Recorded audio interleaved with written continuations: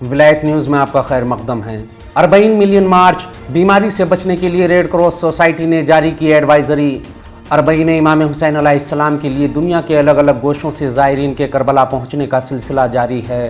عراق کی سخت گرمی میں کروڑوں زائرین کے ہجوم کے درمیان پیش آنے والی دقتوں سے بچنے کے لیے ریڈ کراس سوسائٹی ایران نے کچھ تجاویز جاری کی ہیں۔ ہلال احمر نے اعلان کیا ہے کہ 40 حسینی کی مشی میں شرکت کرنے والے زائرین سردرد سے بچنے کے لیے مسلسل پانی پیتے رہیں اور 1 سے 2 لیٹر پانی کی بوتل اپنے ساتھ رکھیں اور سن اسکرین یا سن گلاسز کا استعمال کریں اور شیڈز، چھتریاں اور سن شیڈز تیز دھوپ سے بچنے کے لیے بہت ضروری ہیں، خاص طور پر ایسے لوگوں کے لیے جو مائیگرین کی تکلیف میں مبتلا ہیں۔ اس کے علاوہ زائرین 40 کو چاہیے کہ وہ اپنی بوتل میں 1 لیمو، تھوڑی سی چینی، نمک اور پانی کے ساتھ ڈالیں اور اسے دن بھر لگاتار پیتے رہیں۔ یہ محلول دراصل ایک قسم کا شوگر سالٹ سیرم ہے جو پانی کی کمی کو دور کرنے، سر درد کو روکنے اور کنٹرول کرنے کے لیے استعمال ہوتا ہے۔ 40 واک کے دوران زیادہ پسینے کی وجہ سے ضائع ہونے والے پانی یا نمکیات کی تلافی بہت ضروری ہے، جس کے لیے کثرت سے پانی پینا،